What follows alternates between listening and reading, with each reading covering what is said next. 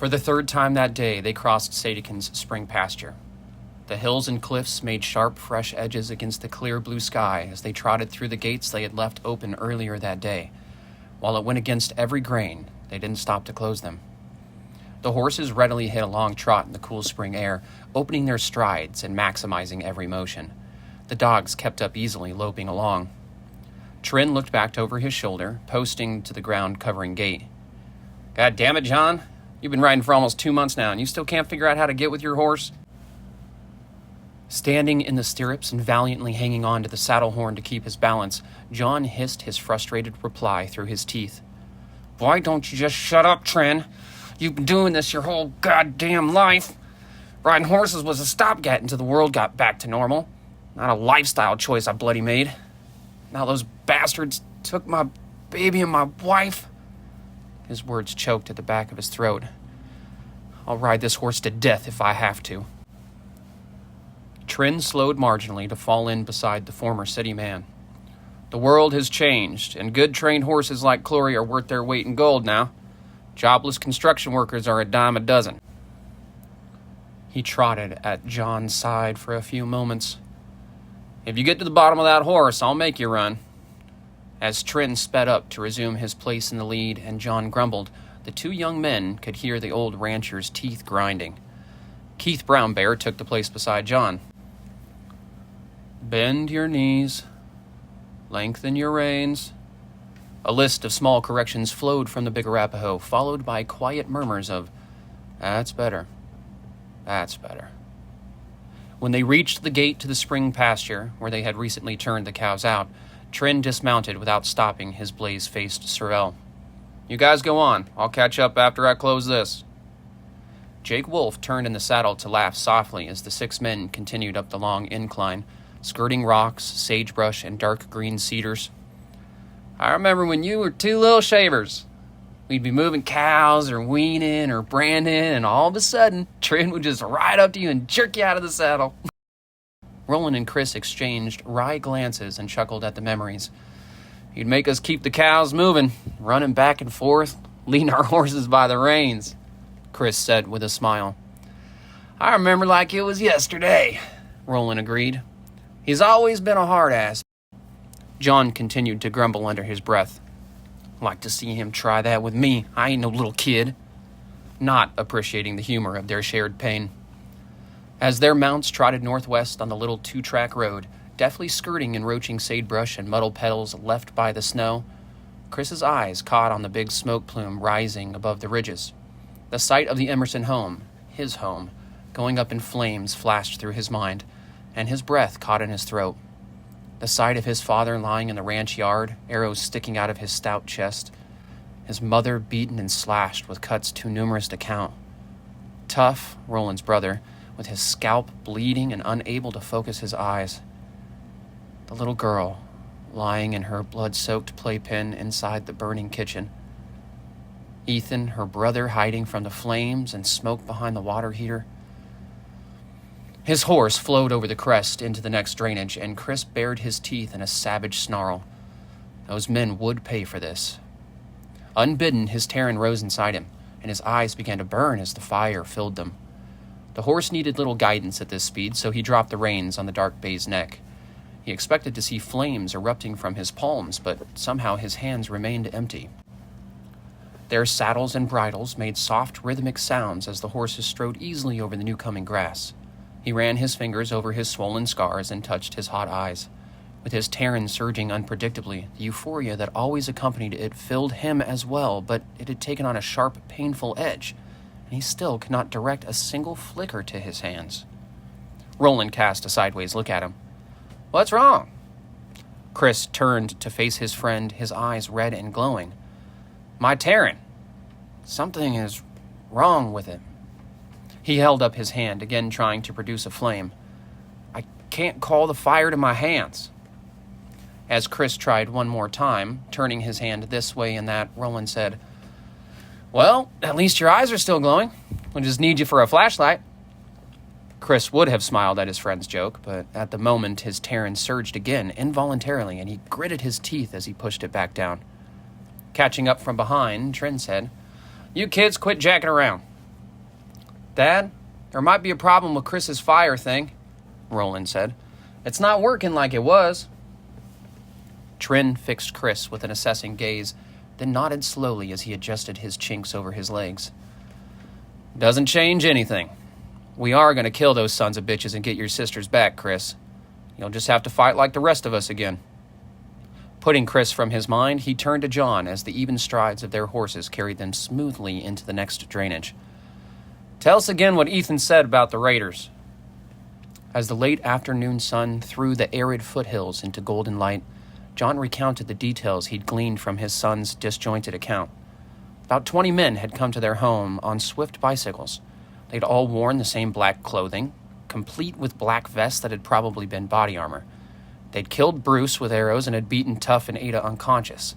They'd loaded all the food onto trailers, along with blankets and the precious medical supplies. Finally, they'd killed the baby and taken her mother, along with Ada and Letty, tying them to the trailers and left.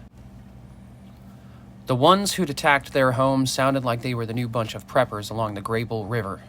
He turned his eyes to the smoke coming from their home. With a lurch, he realized he was currently in charge of his family. His father would never again make a decision, and his mother was fighting for her life at the Sadakin place. He turned in the saddle to look at John. The man was intent on his riding, and gaining the skills the rest of them had acquired over a lifetime. He deserved to be there, riding after the raiders. His little daughter was dead, and his wife had been taken. If Trin didn't do anything to him, Chris knew he'd intervene. Without Bruce and Mackenzie, the horse that John was riding now belonged to Chris, not Trin. The 6 men rode cross-country, using ranch roads when they could and cutting across draws and cuts when they couldn't. Try as he might, Chris couldn't shake his exhaustion. His fingers kept moving across his face to feel the hot and swollen scars, while his Tarin vibrated inside him like the noise during bygone Super Bowl parties, surging at unpredictable moments, almost overwhelming his control, but still not igniting his hands. Whatever was wrong felt connected to his emotions. He pet Sour Patch's warm neck, glad for the horse's sure and even strides and the feel of stout muscles under the saddle. As the sun approached the edges of the Owl Creeks, the group forced themselves to allow the horses to walk down the last long slope. Sweat coated their mounts' sides and flanks, and the dogs, having kept pace the whole time, panted with their maws open to allow the frigid spring air to cool their tongues. John, bringing up the rear, groaned. It wasn't clear if the city man felt relieved to ease the punishment in his body or still annoyed at the slowing pace. Jack and Woody flanked Trin while Rusty trotted at Chris's side. Truth be told, he felt surprised to see the dog here. Rusty had always stayed with Mackenzie. Then, something nagging at him for a few weeks suddenly became apparent. Roland, does Rusty look bigger than he used to be? Roland, arranging his leather reins on his mare's sweaty neck, studied the dog briefly. Yeah, now that you mention it, I can see it. He was always about the same size as Jack, but now he's definitely bigger. He made a bewildered motion with a gloved hand. How does that work? He's got to be at least 6 or so. Chris opened his fire sight, which was thankfully working even though his fire wasn't. The black and white border collie beside him appeared orange and yellow against the indistinct gray of the ground and scrubby vegetation. He's 5, I think. We got him that summer before we went to high school. But he seems fine to me, just bigger. Tongue lolling out of his mouth, the trotting dog turned his head towards Chris, flattening his ears against his head. Roland gave a sharp laugh. Did he just grin at you? Chris returned the smile to Rusty. My dreams said the predators will keep getting bigger and smarter. I guess our animals will too. Roland said, Dad, you think Jack and Woody have gotten bigger? Trin examined Jack walking beside his horse. I just thought he was getting fat, but maybe he is a little bit taller.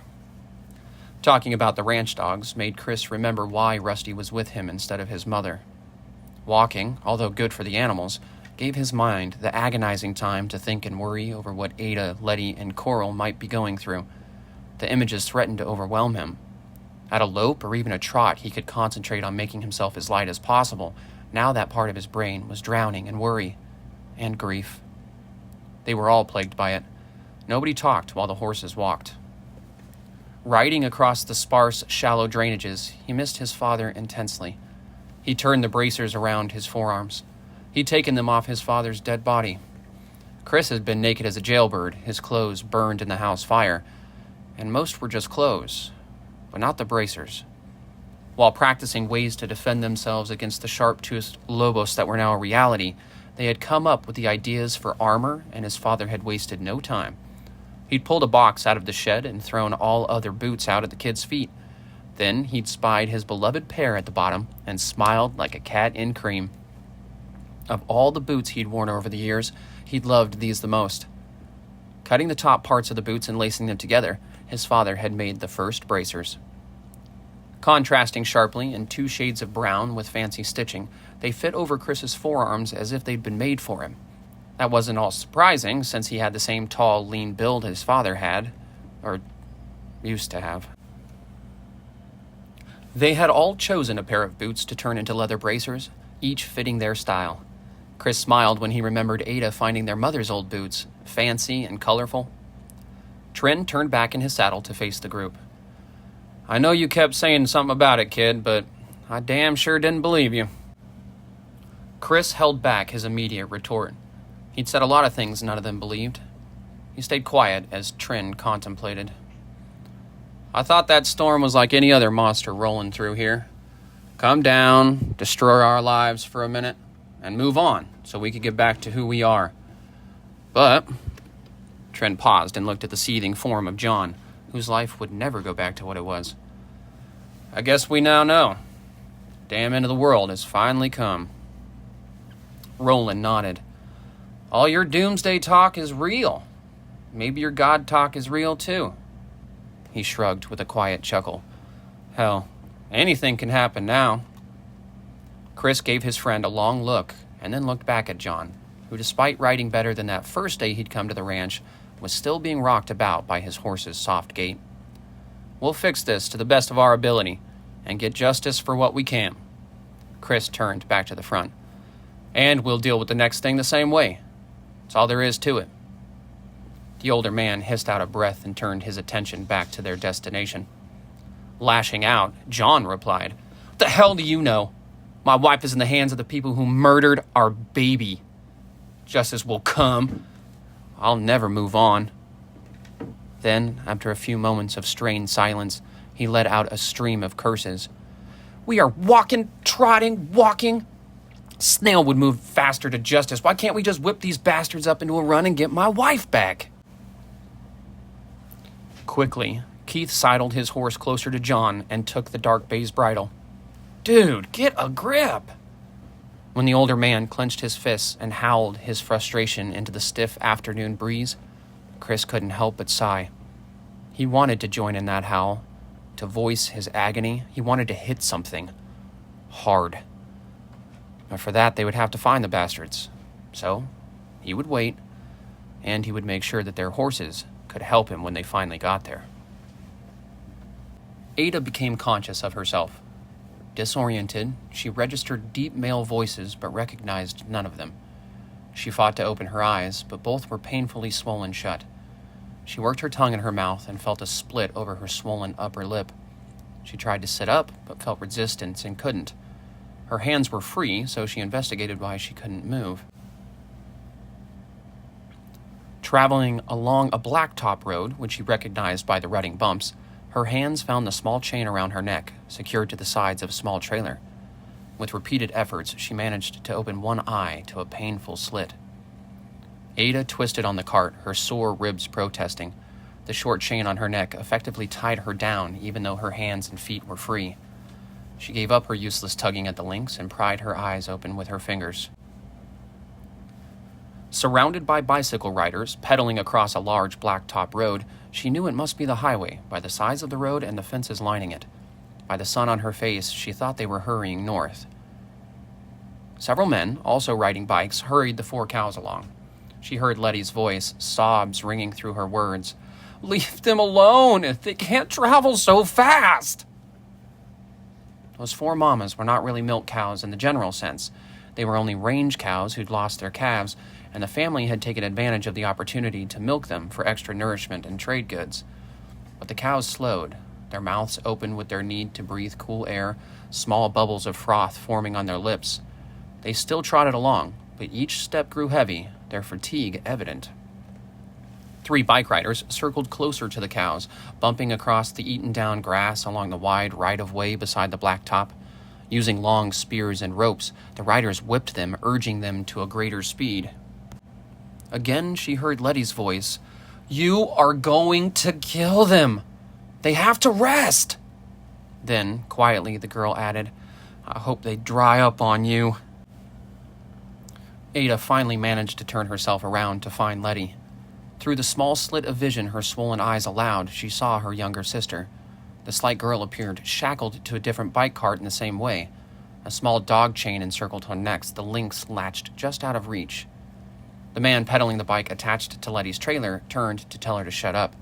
With his spear, he whacked the girl across her back. Letty, using her hands to shelter herself from further abuse, quieted. She caught sight of Ada and gave a tiny wave. She indicated another bicyclist. Coral shackled in the trailer he pulled.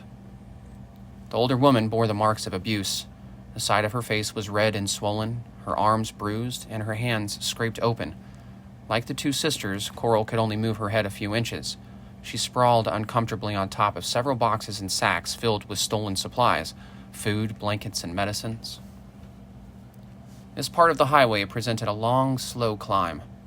Before, when traveling in a vehicle, Ada had never noticed the gradual slope, but the young men pulling the 5 trailers struggled with the heavy loads.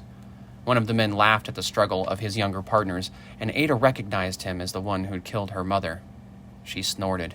He looked as bad as she did. His eyes were blackened, his lips were swollen, and he couldn't move his arm very well. Her mother had gotten a few licks in. She closed her eyes as the memory flashed through her. Mackenzie had fought hard, but eventually the big raider had taken the tough ranch woman down. He'd stabbed her using his big Bowie knife, then he'd spit on her prone form. Remembering the fierceness of her mother, the full attack on their home came back in vivid detail. She remembered cresting one of the ridges and seeing many strange men walking in and out of their house. Her dad, Tuff, and she had raced through the back pastures, but when they reached the ranch yard, 3 arrows struck her father, and he crumpled from his horse. 2 black-dressed men came out to meet them. They laughed, cackled even, deriding Tuff and her. Tuff, wielding his heavy Bowie knife, tried to put himself in front of Ada. A groan rose from deep inside. He should have let her fight for herself. One of the raiders batted the teenager out of the way as if he was swatting a fly. His companions, dressed in back Kevlar and stout boots, only laughed and heckled. Tuff fell, his skull split open by a hard blow from a heavy knife. Then the men came at her. From the start, it was obvious that he wanted her alive. That only made her more mad. Or more afraid, she wasn't sure. Even as she fought, she knew why the man wouldn't kill her. Alive, she was valuable, while her father and Tuff were liabilities. She'd marked the man who killed her mother. He was easily recognizable by his blackened eyes and swollen lips. Obviously older, he now teased the younger ones about pulling the heavy trailers up the long hill, even as he held his arm close to his side. Her gaze found the man she'd fought. She would kill him, after she killed the one who'd murdered her mother. But for now, she could only turn her head side to side as she lay in the bike trailer, shackled to the railing. Eventually, the older, hard-looking man relented. They connected short ropes to the trailers, and soon 3 bikes pulled each load. Still, they struggled as they pedaled up the long slope. Moving as much as she could, she looked the last 2 trailers over, hoping to see any sign of Ethan or little Jada May. She stifled a small sob when she couldn't find either one. Frantically, she tugged at the chain around her neck, but freeing herself proved impossible. Her fingers couldn't open the small links, and the buckle at the end was out of her reach. A large man called for a halt when they reached Gooseberry Rest Area. He wore the same black utility pants and Kevlar vest as the others. The only thing that marked him as a leader was the red cloth tied to his black coat arm. He gave curt orders to let the cows rest and set up watches on the bluffs. Ada saw that the raiders were well armed, in the fashion that had developed since the time that marked now from before. Each carried heavy clubs and stout knives hanging from their waist. Some had axes, either on their belts or strapped across their backs. Others carried spears or bows, their arrows stored in quivers strapped under the bike seats. Reaching around as far as she could, she felt the packages and sacks around her, but nothing that would work as a weapon. Even the short knife in her boot had been taken. She sighed. It had been too much to hope for. Dropping their bikes with sighs of relief, the raiders rummaged through the heaped trailers at the entrance to the rest area. They found food and broke open packages and jars, laughing vindictively at their spoils from the ranch. They ostensibly ignored Ada, Letty, and Coral, leaving them secured in the trailers. Only a few let their assessing gazes drift to the helpless women. Ada couldn't help but shudder as she felt them looking. A deep growl rose from the very insides of her being. The damn scumbags. The leader approached Letty and spoke. "How long do those cows have to rest, girl?" Letty tried to raise herself up on an elbow, but her chain was too short. Still, she glared at the man as she answered. "At least 2 hours. You drove them too hard and fast." She bit back the rest, not wanting to speak more than she had to, but enough to save their precious cows. The man studied the animals dubiously, for they were obviously exhausted. With quick orders, he told his men to set watches on the bluffs to keep an eye on their back trail. Beside him, Letty rolled her eyes at Ada. "Moron," she mouthed. Ada nodded, giving her little sister a thumbs up. The longer they waited here, the better the chances that Roland and her brother would find them. The heavy-bearded leader unsnapped the end of Letty's chain. He pulled her to her feet roughly until she stood in the trailer. Using the end of the chain, he pulled her face close. "Get us milk from those cows. If you do, we will let you go." Over his shoulder, Letty caught Ada's eyes. Ada nodded sharply. If Letty could get out of here. Letty jumped out of the trailer, shaking her stiff legs out. Then she went to one of the raiders, took the water bottle out of his hands, and emptied it on the ground. But when she approached the mamas, the big man followed close behind. When the 4 cows became unsettled, rising to their feet, she turned to look up at him. "You've got to let me do this by myself. They aren't tame." One of the resting men called, "I want chocolate milk." Letty gave him a sharp look, but didn't answer. Instead, she skillfully and quietly approached the gentlest cow. Rubbing the black coat, she eventually knelt by the udder and began to squirt milk into the plastic bottle. With a few sure motions, she filled the bottle and handed it to the big man. He sniffed at the warm, thick liquid and made a face. "What the hell? I thought they were milk cows." Ada spoke up then. "What did you think was going to happen? That we just push a little button on their side and they shit out little red cartons of cold milk?" Her rage drove her words now. "You murdered our people and burnt our home because you were looking for special cows with vending machine buttons?" Just a short distance away, Coral's sobs grew louder. The raiders had left her children, Ethan and little Jada May, inside the burning house when they took everything. The big man took the end of Letty's chain and jerked her forward. Roughly, he dragged her back to the trailer as she screamed and hit him with her small fists. "You said you would turn me loose! You're a liar!" He turned to Ada. "Your sister obviously doesn't want to tell us what we need to know. Think about it. If you show us how to get good milk from these, I'll let you go." Ada only gaped at him. Did he really think their cows were different from a million others around these pastures? He turned to his men and called, 2 hours rest. Double the watches on the bluffs." Wrenching her mind away from the impossibility of his demands, she watched the men take up their posts. Most were young enough to appear clueless and untried. She shivered at the thought of wolves finding them here, the bikes laid down across the asphalt, the men relaxing. With all her heart, she prayed that Roland, Chris, and Trin would get here first. Miles northwest, the 6 men hid behind one of the bluffs rising from the river's valley. They had left the horses to rest in a stand of cedars, then they crept forward until they saw the old church camp. The place was situated along the river bottom, flanked by greening alfalfa meadows. It was barely recognizable from the days before, as hundreds of cars had been stacked up in a large circle around it, making an effective perimeter wall.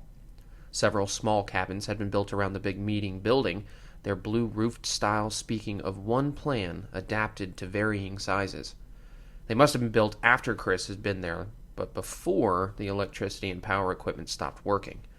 Chris remembered going into the central shop-style building for vacation Bible school classes, and the little arena where the Christian organization had put on fun little horsemanship games for the kids several horses milled around hay piles. Roland chuckled as he lay beside Chris. "You remember when we went to the trail ride up the Grable River here?" Chris smiled and shifted to pull the axe out from under him. Its handle was sticking painfully into his hip. "I was just thinking about that. My mom rooked all of us into riding her young colts." Changing his voice to imitate his mother's tone and inflection, he added, "The colts need the experience, and you kids will love it. Only Letty got to ride old Shaky, seeing she was too young." Roland shifted the bow in his hands, keeping its profile low. "She was right about that. We had a ton of fun, and we got paid for riding the colts, so there was that." With a sharp turn, Chris said, "What? She paid you? They didn't mean didn't get any money." Roland grinned ear to ear. "Yep, $10 for the day." Beside them, Trin made an aggravated noise. "Quiet, guys. Less talking, more watching." But behind his white beard, they could see a smile playing about his face. Chris dropped his voice to a whisper. "I want that $10. You got to ride that cute painted pony while I had to ride a plain little sorrel. Those church girls were all over you, and I had to work for their attention." Roland only just kept from laughing out loud and said, "Sorry, not sorry." Lying on his belly at the crest of the small bluff, Trin cuffed his son on the shoulder. "Tell me what you guys see." Roland looked at his father with surprise. "Where are your far glasses, Dad?" Trin answered, "They broke the other day. Can't see a thing out of them now.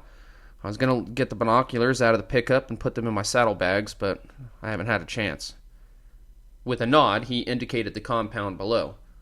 "So tell me, what's going on down there?"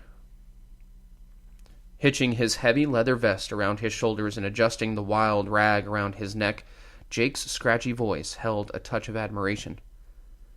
"They've erected a very solid wall around the old ranch buildings. Just a bunch of cars stacked on each other, but it'll work to keep the wolves out." 8 men are walking on the roofs of the cars. They are guards. Most have either crossbows or compound bows. Keith added, "It'll keep people out as well. I can see the men working on the wall. They're taking old tin sheets and tacking them to the cars, shields for their archers to hide behind and shoot." He gave a wry laugh. "And there are 4 more men on horses between the new building they put up. They look like they're getting riding lessons from a couple of women." Trin asked anxiously, "Does it look like their bunch is back yet? Can you see Ada, Letty, and Coral?" Keith shielded his eyes with a work-worn hand. "No sign of them. I can't see the bikes and trailers Ethan said they were using either, and no cows." Watching the camp intently, Jake said, "The cows couldn't be here yet. I'll have to rest somewhere over the night. It doesn't look like they split up and brought the groceries and women ahead." Chris ran a finger across the scars on his cheeks and brows. They were still hot and swollen. He could still see, but his firesight overlaid his normal view ever so slightly now. Jake added, "Those horses, not much there in the way of horseflesh. They would do better just sticking to the bikes." Keith scratched his sparse black winter beard. "No, they're going to have to learn to ride if they're going to stick around this area. The bikes will work on the blacktop and well-graveled roads, but they'll be sunk once they try to cross a pasture or one of these little 2-track roads. Bike tires don't do cactus and rocks." Roland nodded. "Yeah, we had to get our bikes down to town to ride them. It was like the cactus would jump out and get you. No matter how hard you tried, you couldn't avoid it." Trin began to move away from the crest, crawling backward. With a sigh of relief, Chris was the first one to follow him back. He hadn't been able to make out much in the way of details anyway. As they slunk back to where John waited with horses and dogs, Trin laid his hand on Chris's shoulder. "Are you all right, son?" Dismissively, Chris shrugged. "I'll be fine." With a worried look, Trin said, "Let me know if you're not." He indicated the darkening sky, purple, orange, and blue, making a stunning backdrop to a few high, bright clouds. "At least it looks like it'll be clear tonight. With any luck, we'll have a good bright moon." Night descended on the Grable River Valley. The stars slowly became visible against the deep purple sky. Chris let his fingertips travel over the scars across his cheeks and brow again. They were still swollen and hot. He could feel his Tarin inside him, surging with every emotion. It was worse now that they were no longer heading northwest. He tried to concentrate on Sour Patch moving under him, firmly pushing down thoughts of his mother fighting for her life at the Sadekins' place, from Ada and Letty in the hands of murderers. Now his decision to wear his father's blood-soaked clothes came back to haunt him. With every movement in the saddle, the dried blood on the fabric scratched against his chest. The sight of his father's prone, lifeless body was forced to his mind, and each time his Tarin surged. He turned his hand over and over, waiting for the flames to appear, but nothing came, even though he felt he could scorch the sagebrush hills clean. Roland muttered a curse. "Damn it, dude, quit shining like a frickin' flashlight." Chris adjusted the axe hanging from his belt. "I'm trying," he ground out through clenched teeth. A little while later, when the 6 riders dropped to a walk again, Roland sidled his horse closer. Taking his wild rag off, he folded it into a strip. With a few murmured instructions, he tied the silk cloth over Chris's eyes. He breathed a sigh of relief. "Thanks, bro. That helps a lot." He pressed the cool cloth against his hot face. "But without my firesight, how will you spot the raiders coming up the road?" Roland answered. "The moon is coming up, and the road below is lit up bright. You can see a cat slinking across it. Us normies will do just fine spotting 20 men on bikes." Chris found his balance in the saddle, keeping a hand on the withers to help him with vertical changes. Keith rode up on the other side. Keeping his voice low, he said, "Why do you think they came to our place?" He swept a hand over the smaller ranch places lining the river. "Everything they took from us they could have gotten here, not 5 miles from that compound they are building." Roland's voice was a quiet murmur as he answered, "Who knows? They probably have agreements with their neighbors, just like we do with you guys." Keith protested. "Yeah, but we've been branding and weaning with each other for years. A lot longer than that bunch. We should see if our old neighbors will help us now."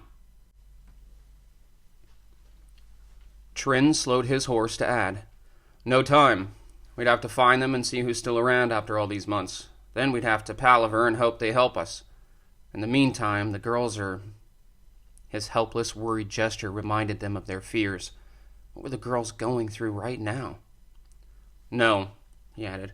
"Our best bet is to catch them as they're coming back on this road.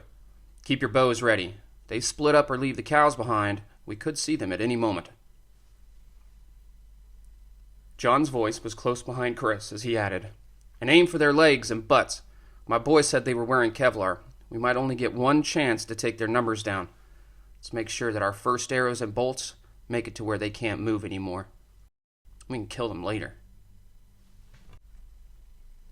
Chris wished he could check on John's horse, but with his eyes covered by the cool cloth, he couldn't. The last time he'd been able to see, Clory had been handling his rider well. The good mount's kind nature had pushed him into the kid horse job years ago, and he was well accustomed to managing a bad rider.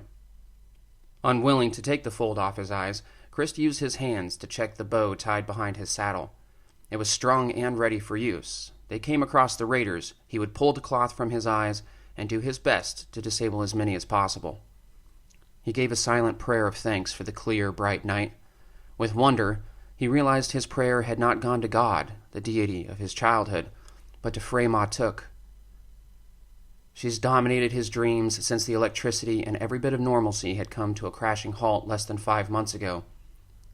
God, with his promises of love, kindness, and fairness, had already faded into a distant memory. His climbing horse and the comments he overheard from his companions let him know they had reached the outskirts of Matitsi. Trin sent Jake to ride to the center of town. One set of hoofbeats might be overlooked. 6 horses trotting through town were sure to be noticed. As they waited for Jake to rejoin them on the bluff south of the little town, they fidgeted with their weapons.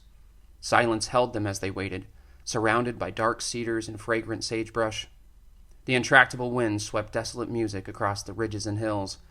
The worry that they had guessed wrong, that the raiders against all odds knew of a back road that would allow them to speed home on their bikes, smothered any talk. Eventually, they heard Jake's trotting horse on the blacktop below. Soon after, he came into view in the bright moonlight, his horse walking fast. He ignored the gate Roland held open and rode around a tractor-trailer. It had quit running that fateful winter night and was now nothing more than a testament to a time long past. The trailer gates had been broken open and the contents looted. Roland called, "Come on, Jake." But the older man waved him closer. "You gotta see this. If we're gonna wait for these sons of bitches, this would be a good spot. The rig would hide us. They'd never see us coming." Hearing their exchange in the clear air, Trin guided his blaze-faced sorrel off the knoll to look at the vehicle. Eventually, he shook his head. "No. If I was riding along this highway, I'd for sure be looking for an ambush coming from this old wreck." He turned his horse back up the bluff, saying, "We wait at the cut. We'll be above them there, and they'll be hemmed in by the highway fences. Besides, it's at the crest of that long climb. They'll be tired, lugging those bikes and trailers." Ada had found a position that eased her sore ribs. She'd been able to close her eyes and find some rest, while the murderers and thieves had struggled up the long hill. The ride in the bike trailer was surprisingly smooth. She doubted she could have rested as well in a pickup rushing up this same road. Propane lanterns had been lit at the big man's orders and were now hanging from the handlebars of 3 bikes. The chatter from the men assumed an aggravated note, and Ada lifted her head as far as she could. She scoffed. The 4 cows in their exhaustion had run down into a dip and were now lying amongst the cedars and thick grass stalks. No matter how much the men tried to keep them moving, hitting them with spears and ropes, the mamas ignored them. She shook her head. Those cows would not take another step. They'd been pushed too hard. She looked around. There were guardrails on both sides of the highway here, as well as the high bluffs. They were almost to the top of the last hill before Matiti. Her hackles rose. There was something about this spot that... Even as she tried to put her finger on what had alarmed her, she began to hear the dismay coursing through the men. "Wolves! Wolves!" shouted one voice. Then the deep voice of their leader. "Form up! Defensive teams! Find your partners!" The bright moonlight illuminated the area well. She twisted her head and neck as far as she could, the chain rattling against the trailer's rail. Swift gray forms descended from the eastern bluffs and easily jumped the guardrail. Screams sounded as the silent predators converged on 2 men pedaling hard, trying to reach the group, but the wolves easily overwhelmed them. A normal human part of her hated to see the hunters win so easily against the young men. Another, more savage part of her wanted to cheer as the wolves pulled them down in a swarm of snarls and growls. She desperately tugged at the chain around her neck. If only she could move, but she could only watch and listen as the men fought for their lives. 3 men, pulling her trailer, tried to gain speed. She yelled, "Give me a weapon, a knife and an axe, please! I'm totally helpless here!" One of them, a younger kid, threw her a knife, and she gratefully clutched it in her hands. Not too far away, Letty began to scream. Keeping her eye on the swift predators, Ada yelled, "Shut up, Letty! They'll find you first! Shut up!" As several wolves rushed towards them, the 3 men pulling her trailer gave up on fleeing. Dropping their bikes at their feet, they formed up back to back. The heavy trailer rolled back a few paces, and Ada clutched the knife tighter. But then the weight of one of the prone bikes canted it sideways to the slope. Slowly, it halted. Ada ducked down, laying very low and quiet. But she'd not been still enough. One of the wolves, leaping towards the men, turned sharply as it passed. With a triumphant look, it flung itself onto her. Terrified, she could not help the scream that escaped her.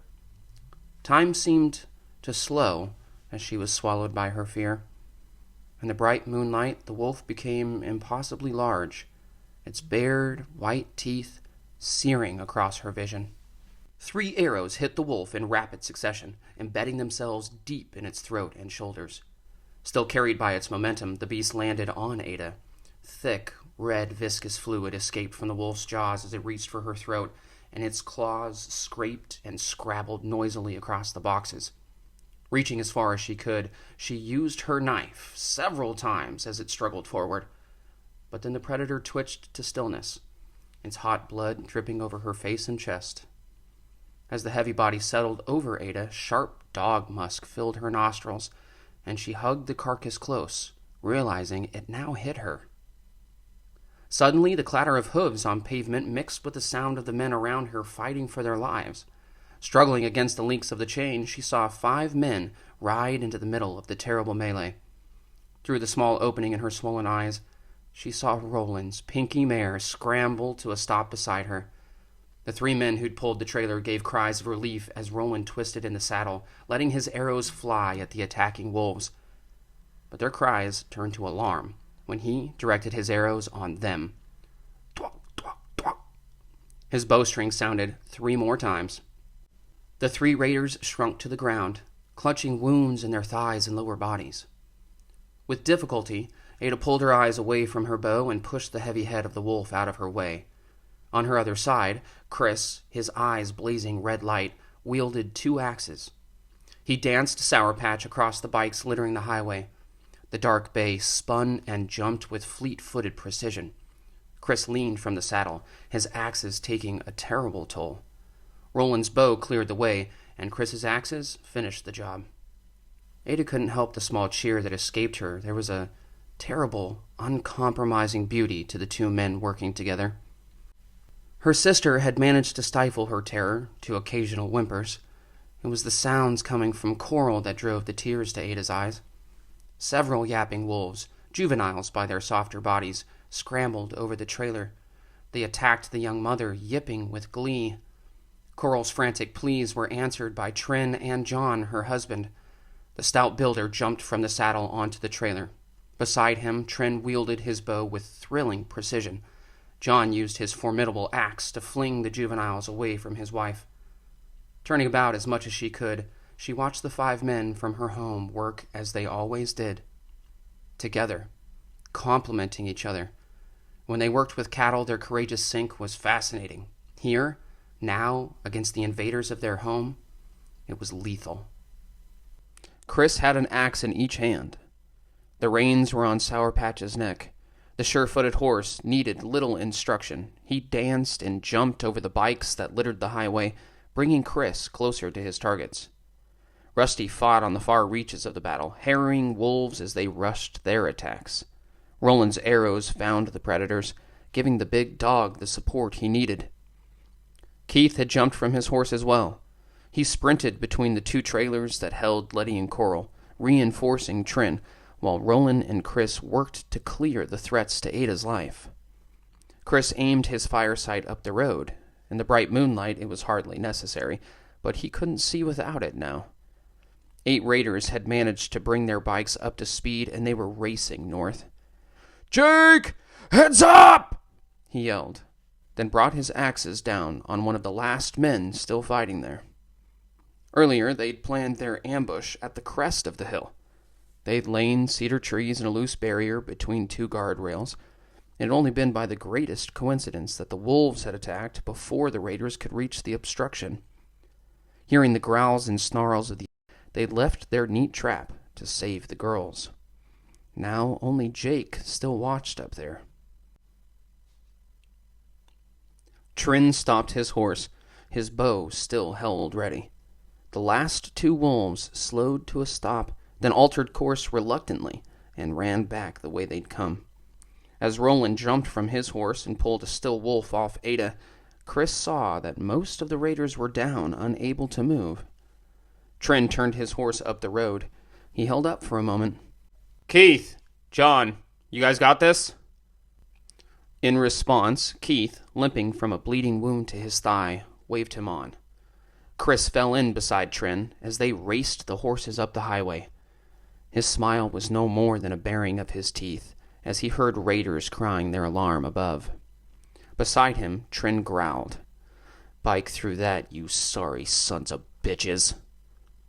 Dropping his bow, he took his studded baseball bat from its saddle holder. Coming on the closest raider, he raced past, his bat spinning the unfortunate out onto the asphalt. Chris, his 2 axes still in his hands, separated. In the bright, moonlit night, none of his companions needed his shining eyes. His axes mauled another man, even as Sour Patch pivoted to reach the next one. That one brought his own heavy cleaver up. But on the bike, the man couldn't bring any force behind his swing, and Chris easily batted the weapon away. Leaning from the saddle, when Sour Patch brought him close, he hurled the man to the ground. A couple of the raiders dropped their bicycles to climb through the barrier. On foot, they fled up the road. As Jake, Trin, and Chris worked their retribution, one more managed to escape the trap. From his perch above the road, Jake called, "What do you want to do, boss man?" Trin let his horse amble to a stop as he pet the sweat-soaked neck. "Let 'em go, Jake. They'll walk home." He raised his voice to a shout. "And they'll tell their buddies. Don't ever mess with the Grass Creek bunch again!" For a moment they rested beside the barricade, their mounts breathing in deep, fast gasps. The smell of horse sweat mixed with the stink of spilled blood. Petting his sorrel gelding, Trin guided him to walk back to where their women now stood beside the trailers and scattered bikes. Chris's Tarins surged as their direction changed. South, away from that place. Grimacing, he pushed it down, back under control. In the bright moonlight, they could see Coral clinging to her husband's arm. Her voice was a shrill plea. "No, John. It'll solve nothing. Leave them." But the stout man gently pushed her away. "It'll prevent them from ever attacking us again. Don't watch, hon. Go and let Ada and Letty bandage your wounds. This has to be done." With a determined grimace, he hefted his heavy cleaver and strode to one of the raiders. His bloody weapon descended, and the groaning man stilled. Jake scowled and urged his horse into a trot. "I better go help him." Trin only nodded, but didn't follow. Chris looked down at Sour Patch. The horse still breathed heavily, and with a pat at his heaving neck, Chris slid from the saddle to walk that last little bit. Rusty came to his side for a moment, then trotted ahead. Realizing that all his vision had converted to his firesight, he put the blindfold back over his eyes and pressed the cooling fabric close. Roland was trying to put salve from one of the boxes on Ada's face, but she pushed his hands away. "Damn it, Roland. There's nothing you can do for a couple of black eyes and a broken nose. I'll heal up. Leave it. Go and see to Keith. His legs look like it can need your mothering." Roland mumbled a few ineffectual protests, but then attended to Keith's injury. When Chris approached, Letty gave one of her squeals and rushed into his arms. Ada soon followed, and he stood for long moments holding his sisters close. Tears burned out of his covered eyes as he thought of their father, who would never hold the girls like this again. Against his chest, Ada murmured, "Is Dad—" She broke off, and her shoulders shook as she stifled her sobs. Is he really dead, Chris?" Closing his arms about her even tighter, he answered, "Yeah, sis, he is." Letty burst into a stream of tears. Trying to contain her hiccups, she said, "And Mom, Keith says she'll be all right." He let his big hand stroke over her brown hair. "I don't know about all right, but she's working on it. Sandy's got her. Both Mom and Tuff are at her house. If anyone can help them, it'll be Sandy." When Rusty pushed up against their legs, Letty sank to the ground to hug the big dog. "Where's Tidbit? Why is only Rusty here?" Chris gave a deep sigh. "Tidbit protected Mom. She didn't make it, Letty." A new stream of tears erupted from the devastated girl. Ada pulled out of his embrace. Gingerly wiping her swollen eyes, she said, "What's wrong, bro? Why are you wearing that blindfold?" With a frustrated grunt, she pummeled his chest with both fists. "Why didn't you burn these scumbags to ashes?" Gently, he took her by the shoulders. "Stop, Ada." He held her at arm's length.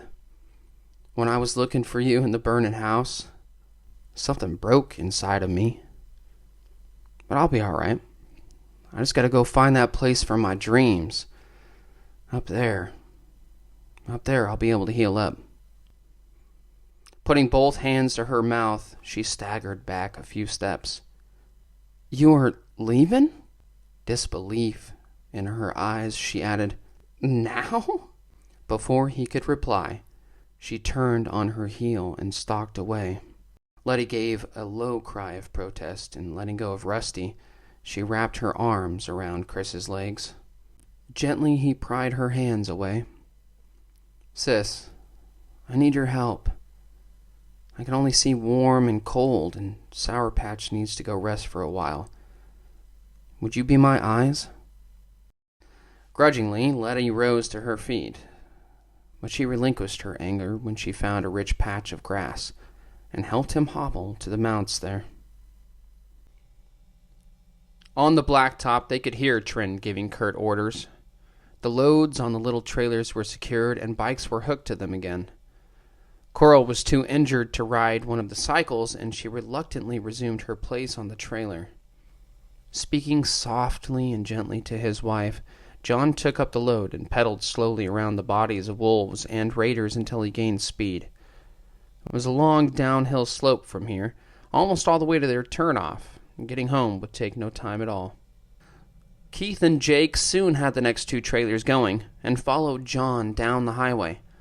Trin and Roland argued about whether or not to milk the 4 cows. Trin won, saying if they had full bags, they would hurry back to the place they'd last been milked this morning. Chris smiled to hear their bickering. Then Trin approached him, saying, I'm going to have you and Roland bring the horses. Let them rest for a couple hours, but after that, find the cows. Come on home over the pastures. Putting a hand on his second father's shoulder, he said, Trin, I can't go back. I have to leave. Trin froze in his steps and directed his sharp eyes towards Chris. You're leaving? Now? When we need you so much? Chris hung his head, shamed by Trin's dismay. I can't not go, Trin. This thing inside of me, my fire, it will kill me. He pulled the blindfold down. He knew the fire lurked and shone through his irises, even though he kept his Tarin as low as he could. He felt, more than saw, his second father shrink back. I'm a ticking time bomb. I burnt something out when I was looking for everyone in the house. I can barely keep my Tarin down. Sooner or later, it's going to blow up inside me. I have to find the anchor for this thing. Behind him, he heard someone else's steps through the new spring growth under the cedars. Roland joined them. And I'll go with him, Dad. He can't go by himself. Not the way he is. Another set of steps could be heard coming up the bluff. Her swollen, broken nose gave Ada nasal inflection as she said, I'm going with him too, Trin. Trin gave a sharp curse. You know about this? That Chris needs to do this? Roland answered, frustration in his voice. Yeah, Dad. We all do. He's been telling us for months. You just ain't been listening. Trin turned to his son. I can't believe I'm hearing this. Your brother is fighting for his life at the Sadekins, and you're going to leave? Rounding on Chris, he added. And you? Don't you care about your mother? All cut to bits? What if she dies? And you're not there by her side? Rusty pushed himself against Chris's leg. Putting a hand on the big dog's head, Chris said, My mother's too damn tough to die. But inside he shivered at that possibility. Except he had no choice. He delayed for too long already. He put the blindfold back over his eyes and squared his shoulders. We'll be back as soon as we can, Trin, I promise that. But as soon as the horses had a little bit of rest, we're going to leave. Seeing Letty listening intently behind them, the older rancher addressed her. And you? You going to go gallivanting off as well? She cast uncertain eyes on Chris and shook her head. No, I'm coming home with you. I want to see Mama and Tough. He gave her a small smile. At least one of you has some sense. Then he stood for a moment, looking at the horses. You'll need all the nags. We used them hard today, and you'll have to go easy for a while. He heaved a heavy sigh as he added, Switch horses often. Let the other ones run loose so they can eat as you go. Supplies were found from the remaining bike trailer, and 2 of the tired horses were packed with light loads. Without a word and only a curt nod, Trin got on the bike and dragged the trailer down the hill towards home. Getting on her own bike, Letty turned back to wave before following him. Reining their mounts to the northwest in the clear moonlit night, they heard Trin's voice. God damn it, kids, you all come back! As quick as you can. And in one piece, alright? Wyoming, Tarins Rising, Going After the Raiders. Narrated by Camon and written by Ashakery.